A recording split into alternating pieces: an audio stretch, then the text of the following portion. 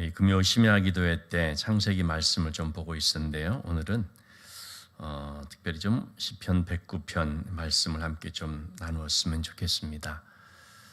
그 이유는 정말 우리가 기도 많이 해야 될 때라고 생각되기 때문입니다. 특별히 지금 이 시점에서 오직 우리가 할 수 있는 거라고는, 또 해야만 되는 거라고는 기도할 뿐이다 하는 그런 뜻에서 말씀을 함께 좀 나누고자 합니다.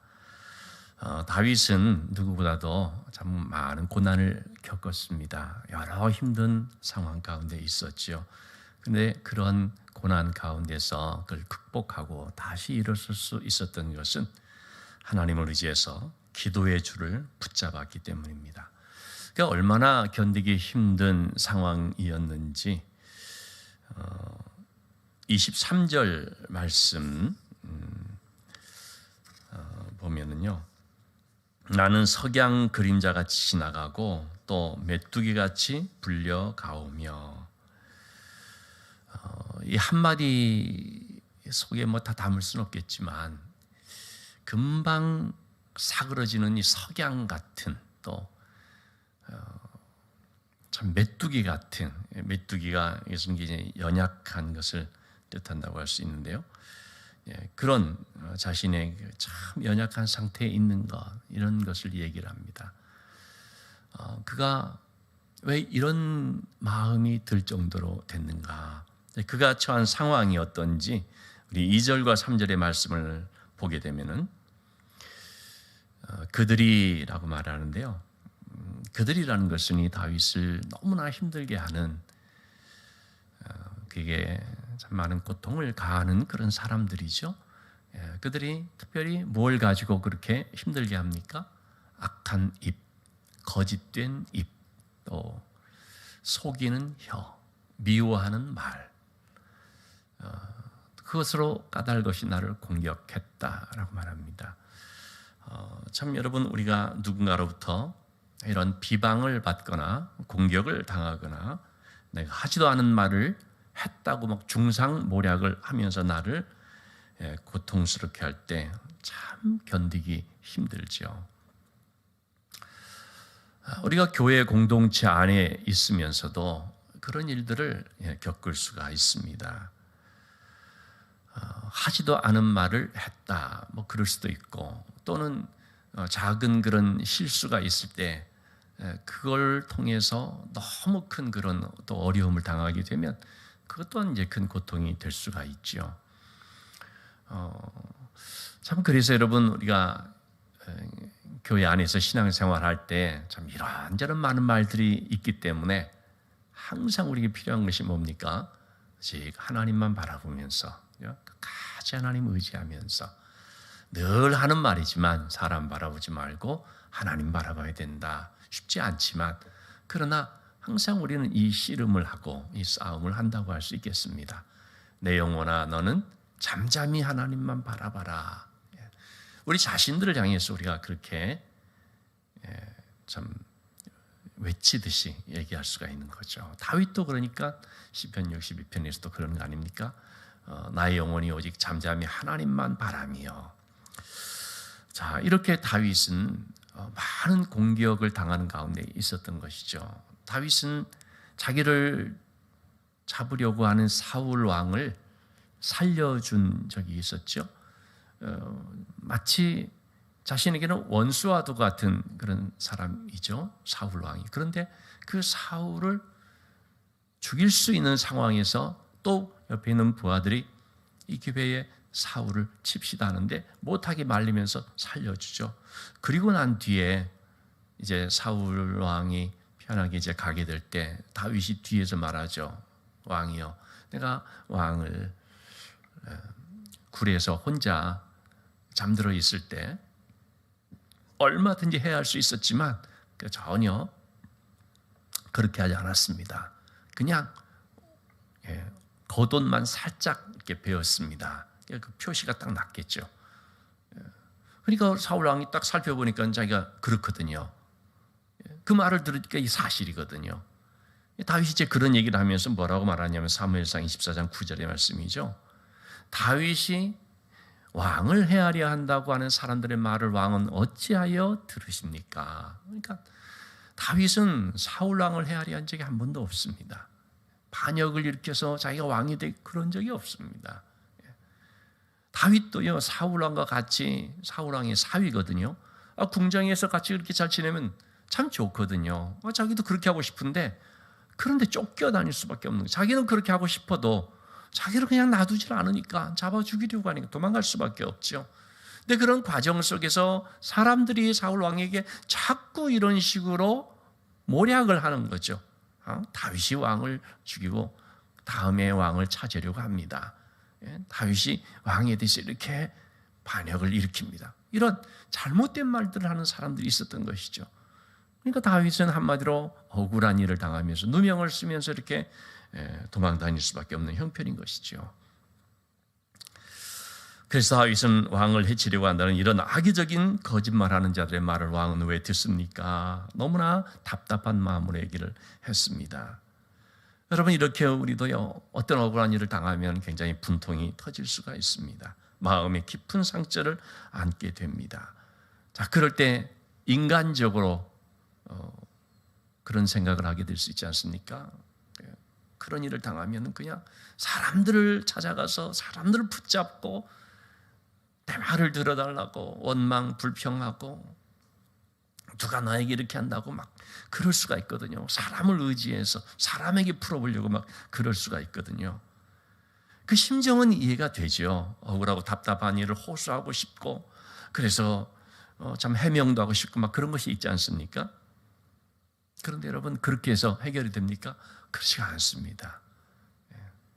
우리가 굳이 그렇게 시도해볼 필요는 없습니다. 해보면 어떻습니까? 일이 더 꼬입니다.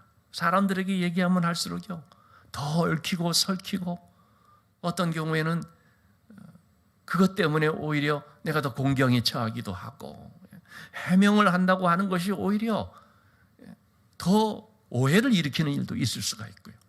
그러니까 여러분, 우리가 답답하고 참 마음이 그런 면이 좀 있을 때에도요, 절대로 사람 찾아가서 그렇게 할 필요가 없습니다. 그건 어리석은 일입니다. 오직 그 마음을 가지고 하나님 앞에 나와야 되는 거죠. 그런 비통한 마음을 가지고 하나님을 찾고 하나님 앞에 엎드리면서 하나님, 저를 도와주세요. 하나님만이 은혜를 주실 수가 있습니다. 하나님의 은혜만 임하면은 그럼 끝나는 것입니다. 제가 가끔씩 말씀드렸지만 요셉이 너무 답답한 일을 당하지 않았습니까? 보디발의 아내로부터 보디발의 아내의 유혹을 뿌리쳤는데 오히려 자기를 요셉이 겁탈하려고 했다고, 성추행을 했다고. 지금으로 보면 굉장히 지금 참 끔찍한 죄를 뒤집어 씌우는 건데, 요셉이 그래가지고 감옥에 갔지 않습니까?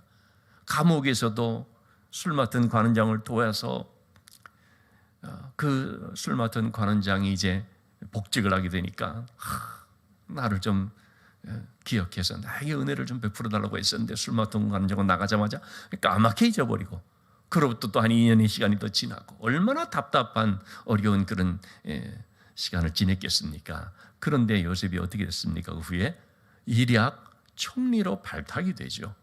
하나님의 놀라운 은혜가 딱 임하게 되거든요. 하나님의 은혜가 임하는 그 순간 또 요셉이 그렇게 귀하게 쓰임받게 되는 일들이 있게 되니까 요셉은 자기의 억울한 누명, 이거 해명할 필요 자체가 없게 되어버렸습니다. 그때 적폐 세력들을 처단한다고 자기의 그 총리 자리에서 막 복수의 칼을 휘두르고 그럴 필요가 없게 되어졌습니다. 은혜를 딱 받으니까 모든 것이 다 해결이 되어버린 거죠. 심지어는 자기를 팔아넘긴 형들까지도 어떻게 했습니까? 용서하는 거예요. 물론 그 마음이 참, 요셉이 그때 일을 생각하면 정말 지울 수 없는 상처가 될 수 있을지 모르지만 내가 하나님의 이런 큰 은혜를 받고 보니까 여러분 그래서요 정말 은혜가 크면은요 그런 모든 것들이 다 그 안에 포함이 되는 것 같아요. 용서하지 못할 사람이 없게 되고 사랑하지 못할 사람이 없게 되고 그런 점에 있어서 문제가 해결되면 우리가 은혜 받으면 되는 것입니다. 하나님 그래서 저에게 은혜 주세요. 저도 지금 계속 기도하는 것은 그것뿐입니다. 특별히 오늘 우리 기도하실 때 다음 주에 이번 주일부터 있을 우리 청년부 수련회 위해서 기도해 주셔야 되는데 청년부가 지금 가장 큰 위기의 상태 가운데 있습니다. 제가 볼 때 우리 청년부가 이렇게 이루어진 후로 제일 큰 위기인 것 같습니다. 그럴 때 여러분 우리가 기도할 수 있는 것은 다른 게 아닙니다. 하나님 은혜를 주세요. 어떻게든지 하나님 저희들이 은혜를 받게 해주세요. 하나님의 은혜만 임하면 그러면 모든 것들이 다 그 은혜 안에서 녹아진다는 거죠. 그런 점에 있어서 우리가 기도해야 된다는 것입니다. 그래서 해결할 수 있는 방법은 또 우리가 풀어나갈 수 있는 비결은 오직 하나님의 은혜만 있어야 한다는 것이죠. 우리가 세상을 살아가면서 답답한 일을 당하고 고통스러운 현실의 문제에 부딪힐 때가 있습니다. 가정의 문제, 직장의 문제, 건강의 문제, 물질의 문제 등등. 자, 그럴 때 우리가 사람을 찾는 것이 아니라 하나님을 찾는 것입니다. 하나님 앞에 엎드리는 것입니다. 그것이 바로 기도하는 것이죠. 다윗은 사울 왕에게 쫓겨다니고 나중에는 아들 압살롬에게도 또 쫓겨다니고 또 다윗은 많은 전쟁터를 다녔기 때문에 적과 마주하는 위기의 순간을 만날 때도 있었고 숱한 그 위기들이 있었지 않습니까? 그럴 때 다윗은요 한때는 자기의 지혜를 의지해서 이런저런 방법을 써볼 때도 있었습니다. 사울이 이제 두려워서 블레셋 땅으로 가드왕 앞으로 갔는데 그렇게 망명을 하면 뭐가 좀 될 줄 알았는데 어떻게 됐습니까? 붙잡힐 위기에 처하게 되니까 그러니까 미친 사람 흉내를 내면서 도망 나올 수밖에 없었고 또는 나중에 또 다윗이 블레셋에 포함이 돼서 하마터면 이스라엘과 전쟁하는 쪽에 블레셋에 가담해서 나가게 되는 그런 일을 또 만날 뻔도 하거든요. 그때도 다윗이 보면은 그냥 잔꾀를 부려가지고 그래서 그 순간순간을 모면하면서 지내다가 그만 덜커덩 일이 터진 거거든요. 그럴 때도 다윗이 정말 큰 그런 자기가 거주하던 집들이 다 잿더미가 되고요. 그리고 또 가족들이 다 붙잡혀가고요. 막 그런 일들을 만나게 되는데요. 이런 것들을 경험하면서 다윗이 깊이 깨닫는 것이 뭡니까? 내 머리로 어떤 내 지혜로 내 방법으로 이렇게 해본다는 것은 정말 쓸데없는 거였구나. 진짜 그거 가지고는 오히려 더 역효과만 되는 것이다. 이걸 자꾸 경험을 하게 되는 것입니다. 그럼 그럴수록 뼈저리게 느끼는 것이 인간의 한계인 것이죠. 하나님이 도와주셔야 되는데 하나님을 의지해야 되는데 그러지 못했다는 것을 깨닫는 것입니다. 그래서 결론은 뭡니까? 나의 지혜나 능력이 아니라 하나님께서 도우셔야만 한다는 것입니다. 그래서 하나님께서 해결해 주셔야만 해결되는 것이고 하나님이 도와주셔야만 또 이 문제가 이제 회복될 수 있다. 그것을 깨닫는 것입니다. 그래서 4절 말씀이 바로 나는 기도할 뿐이다 라고 말하는 것입니다. 자, 그런데 이때도 나는 사랑하나 그들은 도리어 나를 대적하니 라고 했습니다. 나의 원수들에 대해서도 나를 비방하고 나를 힘들게 하는 그런 사람들에 대해서도요 내가 사랑으로 대했습니다. 그래도 신앙적으로 한번 해야지 하면서 믿음으로 그렇게 했습니다. 그냥 용서해 주고 내가 참아주고 오히려 내가 더 잘해주려고 하고 로마서 12장 21절의 말씀 나오는 것처럼 악에게 지지 말고 선으로 악을 이겨라. 악에 대해서 선으로 해보려고요. 다윗도 나름대로 애를 썼다는 것이죠. 그런데 어떻게 해요? 도리어 나를 대적하니. 여러분 그렇게 잘해주면 그 악한 자들에 대해서 선으로 대해주면 그럼 그들이 좀 변화되어야 될 거 아닙니까? 뭔가 좀 바뀌어야 될 거 아닙니까? 그러지 않고 도리어 나를 더 대적하니 참 그럴 때 내가 참을 만큼 참았다 할 수가 있는데, 그런데 다윗이 바로 이 시점에서 뭐라고 하는 것입니까? 나는 기도할 뿐이라. 그럼에도 불구하고 나는 기도할 뿐이라. 제가 지난주에 청년 예배 때 필립 얀 씨가 쓴 하나님 당신께 실망했습니다라는 그 책의 내용을 좀 소개를 했습니다.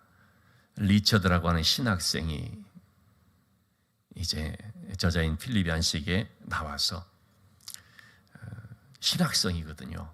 근데 나는 이제 하나님을 완전히 안 믿기로 했다. 하나님을 떠나기로 했다. 단단히 시험 들어가시고 그렇게 얘기를 했습니다. 자기가 원했던 대로 안 이루어지더라는 것입니다. 기도해도 뭐 하나님은 계신지 안 계시는지 듣는지 안 듣는지 하나도 안 이루어지더라. 이제 그러면서 이제 얘기를 하는 것이 뭐냐면 세 가지 질문을 던진 것입니다. 왜 하나님은 공평하지 않는가? 하나님 과연 공평하신가? 그렇지 않은 것처럼 보여진다는 것이죠. 악한 자들이 보면 잘만 사는 것 같더라 하는 것입니다. 두 번째로 말하는 것은 하나님은 왜 침묵하시는가 하는 것입니다. 하나님은 내가 기도하는데 듣는 것 같지 않다는 것입니다. 아무 말 하지 않는다는 것이죠. 그래서 나는 기도해도 자꾸 실패만 계속된다 얘기를 합니다. 그런 아버지가 어디 있느냐 따지는 것입니다. 세 번째로 하나님은 숨어 계시지 않느냐. 아무리 봐도 살아계신 하나님이 안 보인다는 것입니다. 하나님이 하나님을 드러내지 않는 것 같다. 그렇게 얘기를 하는 것입니다. 자, 이러한 것들을 통해서 저자가 이제 욥기의 말씀을 가지고 대화를 나누는 그런 내용들이 나옵니다. 어떤 결론은 그거죠.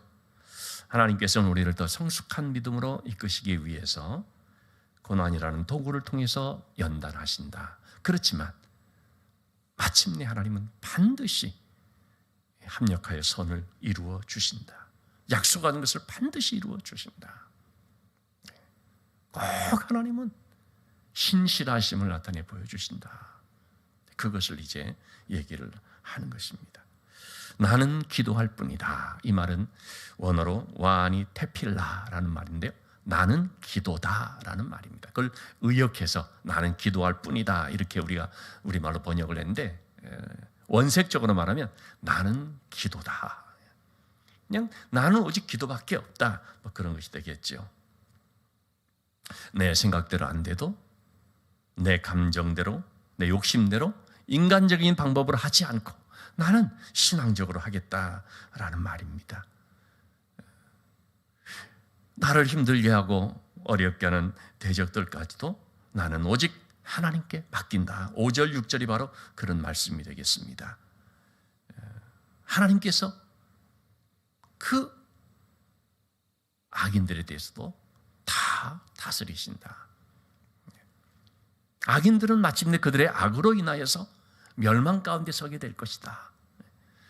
하여튼 하나님께 다 맡긴다는 것입니다. 하나님은 악인에 대해서 그를 변화시켜 주시든지 아니면 그의 악함으로 인하여 멸망되게 하든지 하나님의 그런 심판을 받든지 어쨌든 하나님이 알아서 하시고 또 나는 그래서 하나님께 맡긴다. 그런 말씀이 되겠죠. 여러분, 우리가 기도의 삶을 살 때 신실하신 하나님은 반드시 책임져 주십니다. 그 과정에 때로는 우리가 손해를 보거나 불이익을 당할 때도 있을 수 있습니다. 그런데 우리가 그것을 감수해 나가는 것입니다. 왜냐하면 하나님은 그것을 끝내는 분이 아니기 때문입니다. 마침내 하나님께서 우리를 도우셔서 하나님의 약속하신 그것을 꼭 우리의 삶 속에 이루어 주신 것을 볼 수 있다는 것입니다. 여러분, 우리가 왜 내가 하고 싶은 대로 하지 않고 이렇게 신앙적으로 하려고 하는 것입니까? 그렇게 하지 않으면 벌 받으니까 그렇습니까? 지옥 가니까 그렇습니까? 그렇지 않습니다. 할 수만 있으면 내가 기도하면서 정말 하나님의 말씀을 따라서 전적으로 하나님을 의지하며 믿음으로 하려고 힘쓰는 이유, 그것은 오직 하나님을 사랑하기 때문입니다. 나의 힘이 되신 여호와여, 내가 주를 사랑하나이다. 다윗은 시편 18편 1절에서 그렇게 고백하지 않습니까? 우리가 나는 기도할 뿐이라 하나님만을 의지하면서 오직 기도하면서 하나님께 맡기고 하나님의 도우심을 구하면서 나가기를 원하는 그 이유는 하나님을 사랑하기 때문이라는 것이죠. 여러분, 오늘도 이 기도하는 자리에 오신 이유는 단 한 가지 이유라고 저는 생각합니다.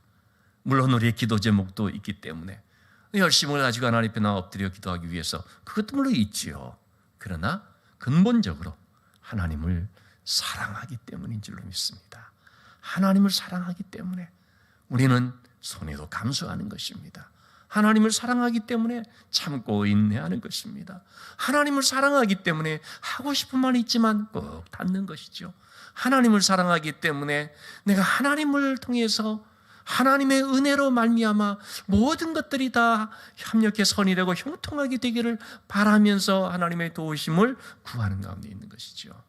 여러분, 오늘도 우리가 이 한 가지의 마음, 하나님을 사랑하기 때문에 그 하나님 앞에 나의 모든 것을 내어놓고 간절하게 구하면서 하나님 은혜를 주시옵소서, 애통하는 마음으로, 때로는 하나님 저를 불쌍히 여겨 주옵소서, 아주 그런 절박한 마음으로 하나님 앞에 간구하는 가운데 다시 한번 우리의 심령이 새로워지고 힘을 얻고 소망을 갖고 또 앞으로 이루실 하나님의 그 놀라운 응답의 역사를 바라보면서 나갈 수 있는 용기를 갖는 그런 시간이 될 수 있으면 좋겠습니다.